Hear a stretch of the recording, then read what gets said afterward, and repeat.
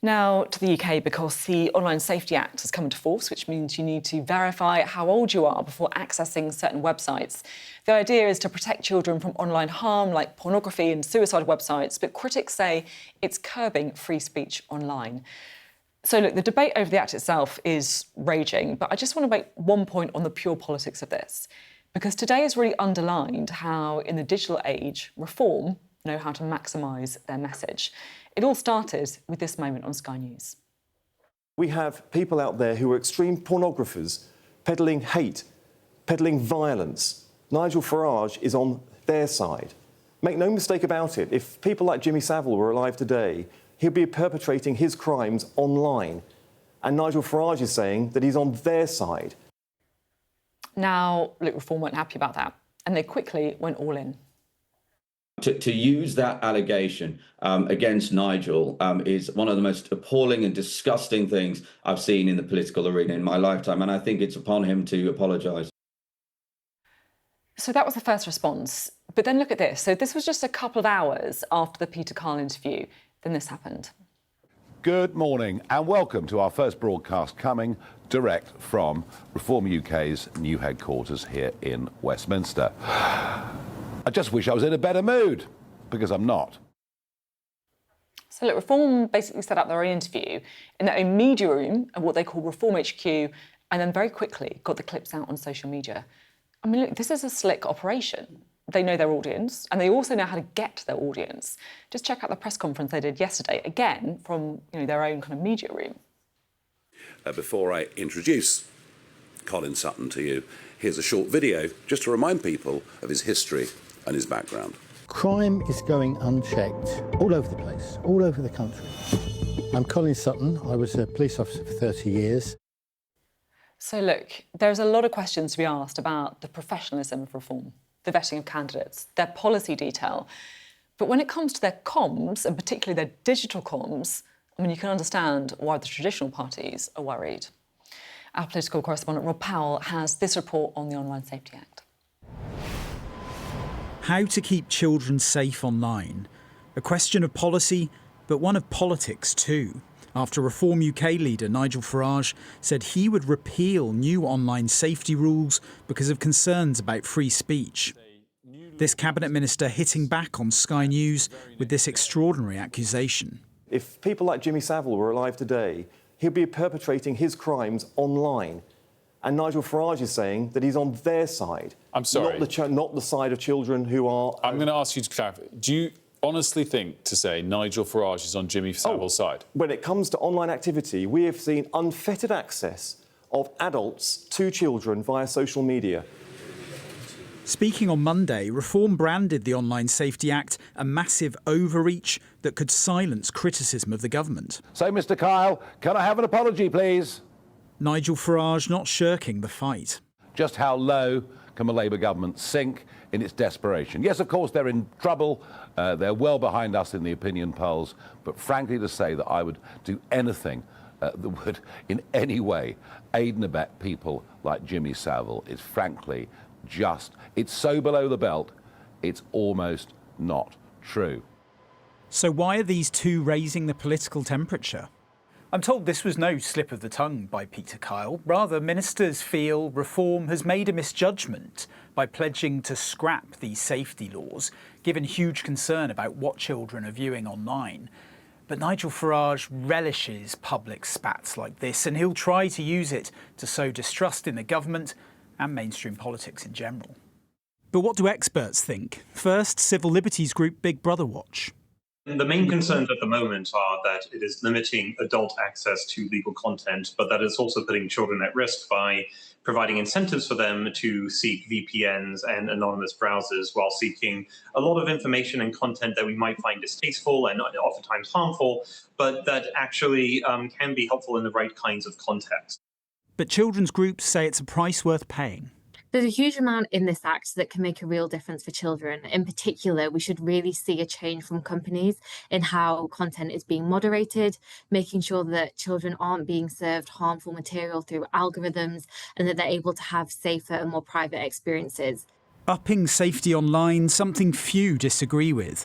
But getting there, a technical challenge with political tension. Rob Powell, Sky News in Westminster. Well, for more on this, we're joined now by our science and technology reporter, Mickey Carroll. Mickey, I'm interested in your take on all of this, because, look, I kind of understand the perspective that the internet is a Wild West and that kids can access everything, and we've got a whole generation growing up, watching porn way, way earlier than we'd like. But what's your take on the kind of implementation of this? Is it working? I think this all boils down to, really, it's really hard to regulate the internet. So when you ask, is it working? It's working maybe as well as we could have expected it to. There has been this huge backlash already. We've had 400,000 people sign a petition asking the government to repeal the Act. We've had accusations of censorship from adults saying they can no longer access legal content. But ultimately, you've got social media companies who have kind of hundreds of hours of footage being uploaded every minute, and they were always going to have to use blunt tools to try and regulate what's going online. So, yeah, I think it's maybe this is always what we were expecting. And in the run-up to these codes being enforced, all of these arguments that we're hearing now were already worries. Nothing's really changed since then. People were worried about freedom of speech. People were worried about privacy. When you kind of sign into a lot of these age verification systems, you have to upload either an ID or a selfie, and people are worried about their data there. But equally, something had to be done. There's data out there that suggests that a quarter of suicides in young people is because of things they've seen online. And so either it was going to be this, or maybe it was going to be an Australia style model where under 16s are completely banned from social media. So it's maybe not surprising that we're seeing this huge backlash, but also it did feel like there had to be something put in place. Mickey, stay here if you can, because I'm going to try and bring you into the kind of wider debate in a little bit. But just in the meantime, we are joined now by the former Science and Technology Secretary Michelle Donelan, along with Jim Killock, who's the Executive Director of Open Rights Group. We've also got a panel here, of course, and Nadhim Zahawi and Dawn Butler here to give their views on all sorts of things about the programme. But just to Michelle first, because, look, you were involved in this being set up. What do you make of the implementation? Has it kind of gone as well as you would have expected? Yeah, first of all, I think it's really important to say that we completely rewrote this piece of legislation because of these concerns. So we scrapped something called legal but harmful that would have resulted in adults having their free speech curtailed. But actually, I disagree on this point that the implementation woes were inevitable, because that is literally the job of this government. They have had over a year now to deal with this. They have a regulator that's been paid for a number of years to set up for this and has a huge team dedicated to this. And we put protections in the bill to ensure that these things don't happen. So obviously tech was always going to jump to the easiest, the quickest solutions. And it's the job of the regulator to say, no, you've got to be investing in the technology so that you're not doing these blanket bans, you're not restricting speech. The clauses in that bill that are put in there, such as proportionality, that therefore means that they can't just ban stuff. There's also protections around making sure that they do enforce their terms of service. So again, they can't just remove content that they feel like. That was never in place before. So in many ways, free speech is protected. And one of the things that I made sure was in that bill was a specific clause for free speech. So I think there's a lot of confusion over what the bill actually does and what it doesn't do. And at the same time, we've got a government that doesn't really understand or believe in free speech. So it's not in their interest or their beliefs to actually enforce it. And we've seen that on a number of different things. If we look at the higher education free speech bill that they wanted to scrap, that they've watered down. If you look at the so-called Banters bill, this is not a government that believes in free speech. So it's no wonder that they've let the regulator get off scot-free and they're not really focused on it. And today you've got Peter Kyle throwing stones at Farage in a disgraceful manner when he should be getting on and dealing with this detail. OK, well, let's bring in Jim Killock, shall we? Because you were talking there about the free speech points, and I'm interested to get your view on this. Do you think that it's just the implementation, or do you think that there was always going to be these free speech concerns, this kind of blanket rulings when this Act came in? What do you think? Yeah, I'm afraid that the Act was inevitably going to cause these problems given how it was drafted. I completely agree that this could be done in a way that didn't impact free speech in the way that it has, but it is the Act itself that has caused these problems. To give you a couple of examples, there is no kind of threshold at which the duties start. So any website at all, even with 6 users, has to go through all of the impact assessments, all the kind of checks to whether the risks might occur, hours and hours of work, all of that. In order to comply with the law. And the result is that a lot of sites in Europe and the US have just switched off the UK because they think, well, I'm getting these letters from Ofcom saying I need to comply. I've got no idea how to do all of this. And frankly, our site is too small to be bothered. So they're shutting the UK off. And then there's another group of websites which were running in the UK who couldn't just switch off UK users, so they closed down entirely. So those sort of things were the inevitable thing of not having a basic threshold there. There's also this question of knowing who is a child and who isn't, and then deciding what kind of content is risky or not. And while the Act didn't say, well, you have to age verify everybody, a lot of services said, well, how on earth are we going to know who's a child and who's an adult if we don't age verify them? So they've done that. So, there are, I could go on, there are lots of other areas where, there are free speech problems. But the other big problem, I think, is that adults don't want to engage with the age verification tools because they look risky. And frankly, they are. I mean, you go and look at their terms and conditions. Most of them are based in the States. Some of them say we're going to keep your data for 3 years. Others say we're going to use their data, for AI training and business purposes and all kinds of things that you really wouldn't want them to be doing. And so people don't want to use age verification. So if the choice is, in order to see on X or Blue Sky content which might show violence like Palestine or things and so on, then they don't want to do it. So I'm afraid this is just the design of the Act. It could have been designed better. It wasn't. Let's go back to Michelle at this point there, because Jim is saying that actually it's inevitable, because of the Act itself, that this is going to happen. And I guess you could make the argument that that is worth it if you're protecting children from suicidal websites, for example. But what do you say to this, that actually this was always going to happen if this kind of legislation was introduced? So I think it depends on what you're talking about was always going to happen. So if we pick up on some of the things that were discussed there around potentially having age verification as well as age estimation, the alternative is letting 6 and 7-year-olds onto social media and seeing awful things that leads to horrendous instances with some children taking their own lives. Now, that isn't fiction. That has actually happened. It is very difficult for parents. And children are literally 2 clicks away from adulthood at the moment. And we live in this world. We have to be realistic. This is an area that's not been regulated. We need to make sure that our laws are keeping pace. And burying our heads in the sand and letting our children experience this heinous content is not okay in modern Britain, and it's not okay anywhere in the world. That's why we produced this piece of legislation that is comprehensive, does protect free speech as well. But of course, it's not going to protect free speech if the implementation isn't right, or you've got a regulator that isn't held to account. Now, that's what the government need to be doing and focusing on, and making sure that tech is investing in the very best technology.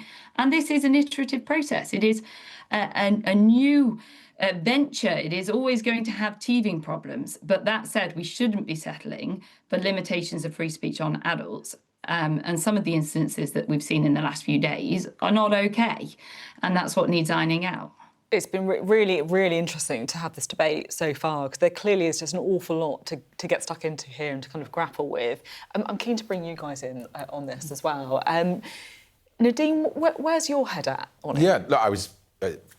Michelle Donelan worked for me in the Department of Education. I was sort of deeply involved in the legislation. And I think 2 things. One, I think Nigel's making a mistake. I think parents want to see... Nigel Farage is making a mistake. Parents want to see online child protection in place. So I think, and I'm sure all the pollsters will be doing polls by the weekend to demonstrate that he's wrong on this.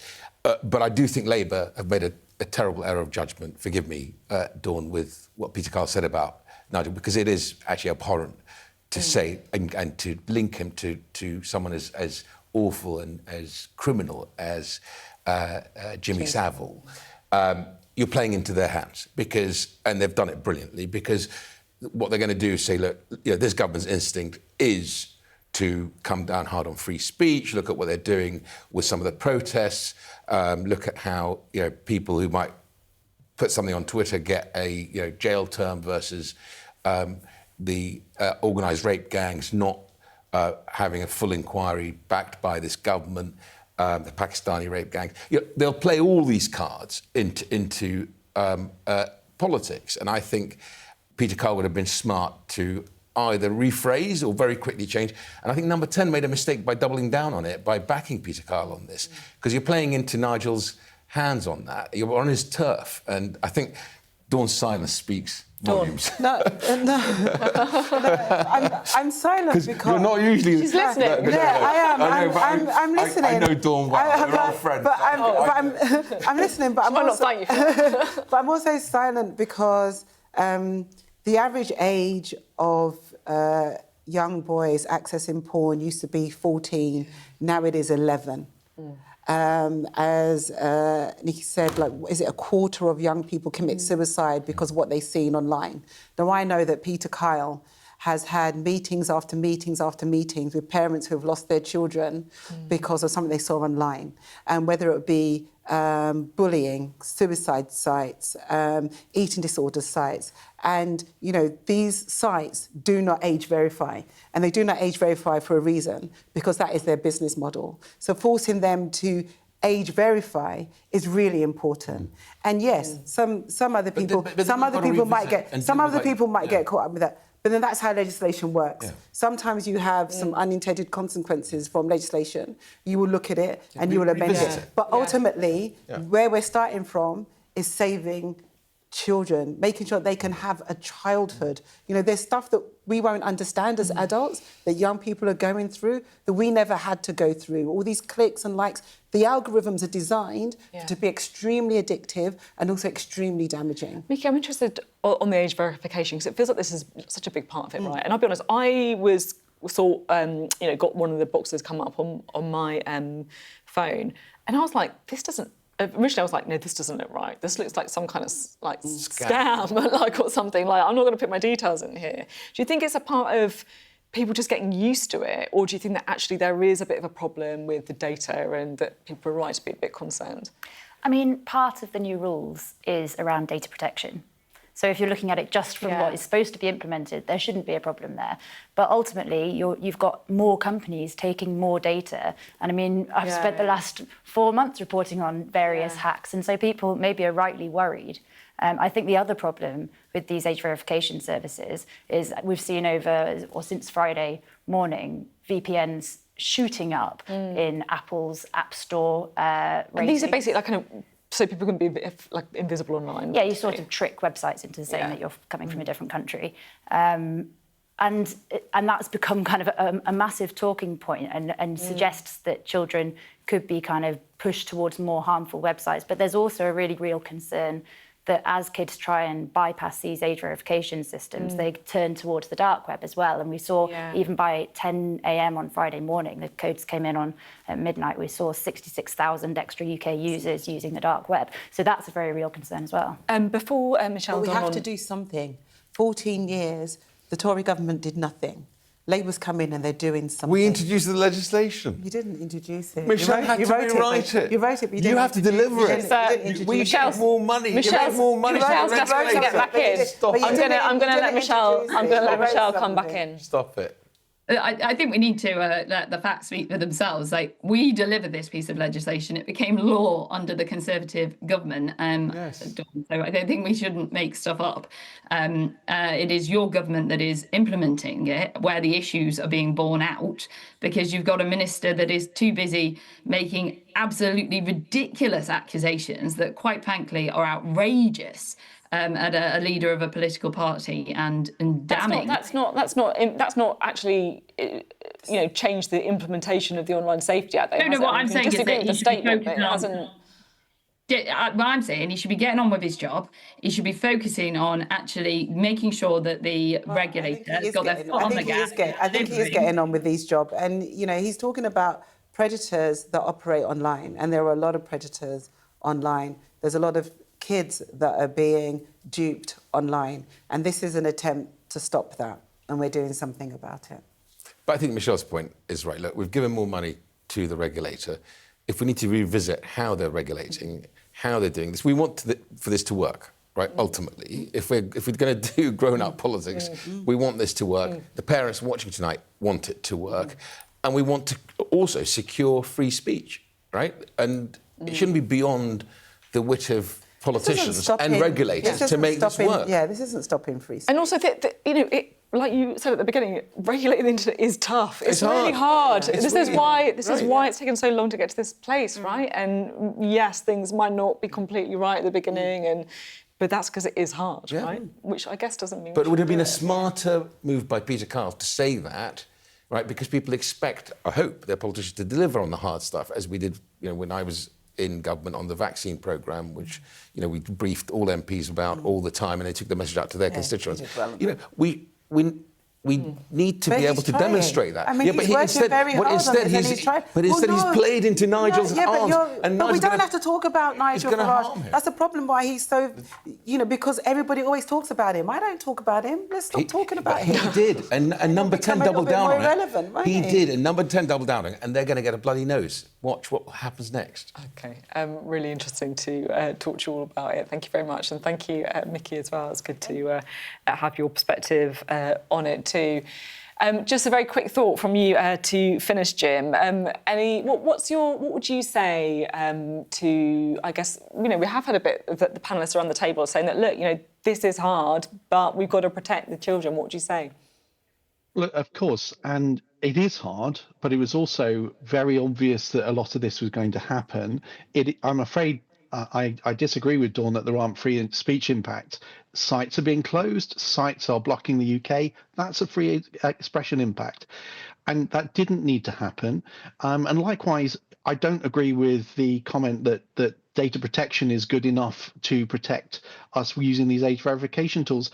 Unfortunately, data protection is actually quite permissive, and our Information Commissioner does more or less nothing to enforce data protection. He didn't even bother to do anything when all that data about Afghanis was lost a couple of weeks ago. Like literally nothing. Said it was too hard. Did nothing. So we need stronger regulation in that place, and that was totally inevitable. And also, the Act, although it says lots of things about free speech, it doesn't actually say how to incentivize the companies to protect it. It will fine them if they don't take stuff down, but it won't do anything if they take too much stuff off. So it's all a bit unbalanced, and I think the reason it's unbalanced is because the conversation has been solely about, understandably, but solely about the harms. And if it was less about, if we had a more balanced kind of debate, I think we would have had legislation much more like they have in Europe, where there are appeals processes and there are guarantees of privacy in the kind of tools of age verification and so on. And unfortunately, that is all missing in the UK. And Michelle, a final thought from you. I could see you shaking your head a bit there. A couple of things they just said were untrue. So there is a free speech protection within the bill, and that can be enforced. That can lead to fines and the same ramifications. There's also a proportionality clause. So if they take down far too much and they're overzealous, again, that can be enforced just with the same kind of teeth as the rest of the bill.